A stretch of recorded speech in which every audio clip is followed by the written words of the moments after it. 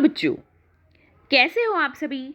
आशा करती हूँ आप सभी स्वस्थ होंगे। चलिए आज की वर्कशीट शुरू करते हैं।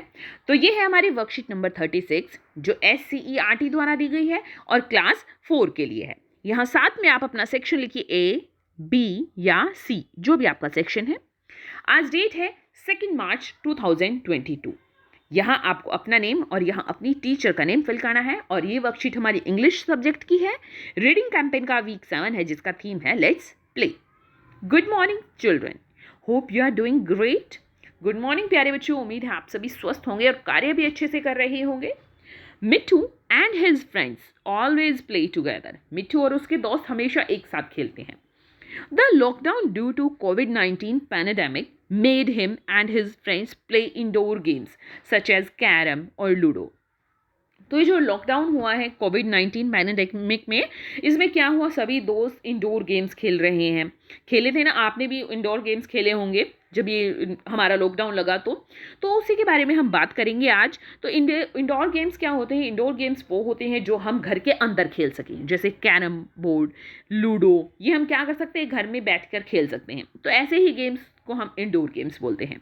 Do you know that ludo is the most played indoor game? क्या आपको पता है कि सबसे ज्यादा इंडोर गेम जो खेला जाता है वो है लूडो।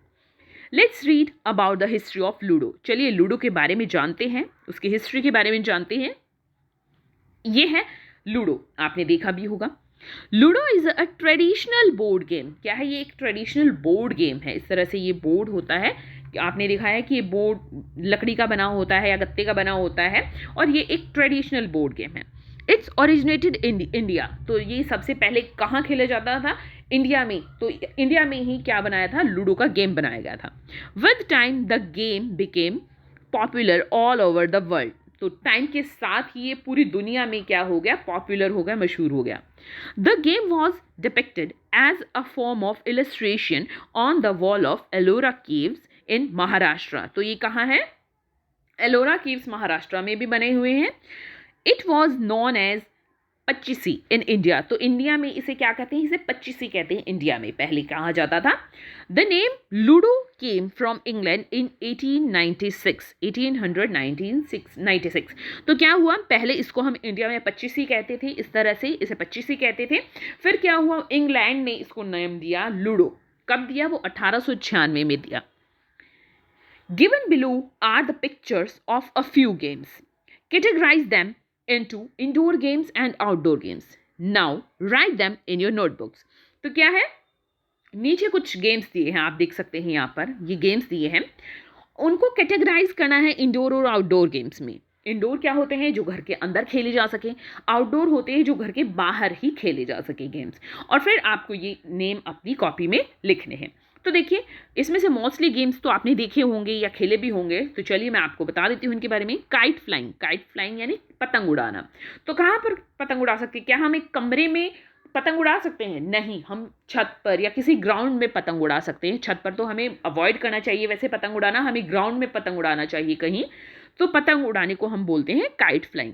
चेस हम एक कमरे में खेल सकते हैं। इस तरह से ये देखिए, यहाँ पर काली और सफ़ेद क्या होती है, यहाँ पर काले और सफ़ेद गोटियाँ टाइप में होती हैं। जब आप खेलेंगे तो आपको पता चलेंगे क्या क्या है, ठीक है। तो ये होती है चेस। उसके बाद जिग्सॉ पजल, ये देखिए इस तरह से क्या होते हैं, छोटे छोटे पीसेज होते हैं, उनको जोड़कर हमें कोई पिक्चर बनानी होती है।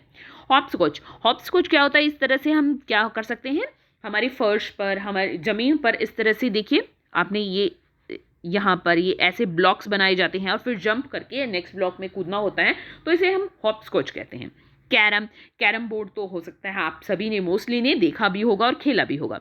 टेबल टेनिस इस तरह से टेबल होती है, यहाँ पर एक बॉल होती है और दो बच्चे यहाँ पर आप पिक्चर में देख रहे हैं खेल रहे हैं। तो इसे बड़े भी खेल सकते हैं और फिर दोनों तरफ से इस बॉल को मारते हैं। जैसे हमारे ये रैकेट होता है, जैसे चिड़ी बल्ला जो आप खेलते हैं उसी तरह से होते हैं, लेकिन ये क्या होता है, टेबल पर ही मारनी होती है और ये बॉल होती है इसमें, ठीक है। इसमें ये छोटे छोटे रैकेट्स होते हैं। आगे है क्रिकेट भी आप सभी को पता होगा क्या होता है। साइकिलिंग होती है, साइकिल चलाना। और ये है टिक टेक टो, इसे आप मोस्टली बच्चे जीरो काटा के कहते होंगे, तो इसे इंग्लिश में हम कहते हैं टिक टेक टो। आगे से तो आप कभी भी जीरो काटा खेल रहे हैं तो ऐसे नहीं कहेंगे जीरो काटा खेलेंगे, बोलना है टिक टेक टो खेले। तो चलिए अब देखिए इनमें से हम इंडोर गेम कौन कौन से खेल सकते हैं। इंडोर यानी कमरे के अंदर, तो उसे हम आई से लिखेंगे। इंडोर में चेस, चेस को हम कहाँ खेल सकते हैं? इंडोर, कमरे के अंदर, घर के अंदर। जिग्सो को भी कहाँ खेल सकते हैं हम? घर के अंदर। कैरम को कहाँ खेल सकते हैं? घर के अंदर। और यहाँ पर देखिए जो ये टिक टेक टू है, इसको भी घर के अंदर खेल सकते हैं। टेबल टेनिस, टेबल टेनिस क्या होता है? इंडोर गेम होता है, जैसे बड़ा सा कोई हॉल हो तो उसमें भी हम इसे खेल सकते हैं। और देखिए अब यहाँ पर फ्लाइंग काइट, फ्लाइंग काइट यानी पतंग कहाँ पर उड़ानी होती है, कहाँ उड़ा सकते हैं हम? आउटडोर गेम है ये, घर के बाहर हम इसे उड़ा सकते हैं। क्रिकेट, क्रिकेट कहाँ खेल सकते हैं? क्रिकेट हम घर के बाहर खेल सकते हैं। साइकिलिंग, अब ऐसा तो नहीं है ना कि आप घर के अंदर साइकिलिंग करेंगे, नहीं, हमें घर के बाहर साइकिल चलानी है होती है, तो साइकिलिंग हम कहाँ कर सकते हैं? घर के बाहर। हॉपस्कॉच, हॉपस्कॉच को देखिए आप, अगर आप छोटा खेल रहे हैं तो उसे हम घर के अंदर भी खेल सकते हैं, और अगर बड़ा हमने हॉपस्कॉच बनाया है तो उसे हम बाहर भी खेल सकते हैं, तो इसे हम आउटडोर गेम्स में ले लेते हैं। तो देखिए जहाँ पर हमने आई लिखा है वो हम इंडोर गेम्स खेलते हैं, घर के अंदर खेल सकते हैं या किसी हॉल में खेल सकते हैं, और जहाँ पर हमने ओ बनाया है वो आउटडोर गेम्स है, यानी हम घर के बाहर खेलते हैं। Talk time. Dear children, look at the picture given on the right hand side carefully. What do you think the animals in the picture are talking about? Imagine and create their dialogues. Say them out loud and write them in your notebook. You may take help of your elders too. तो यहाँ पर देखो ये दोनों animals है, ये frog है और ये स्नेक है, सांप है, ये मेंढक और ये सांप है। ये आपस में क्या बातें कर रहे होंगे, ये इमेजिन करके आपको अपनी कॉपी में लिखने हैं।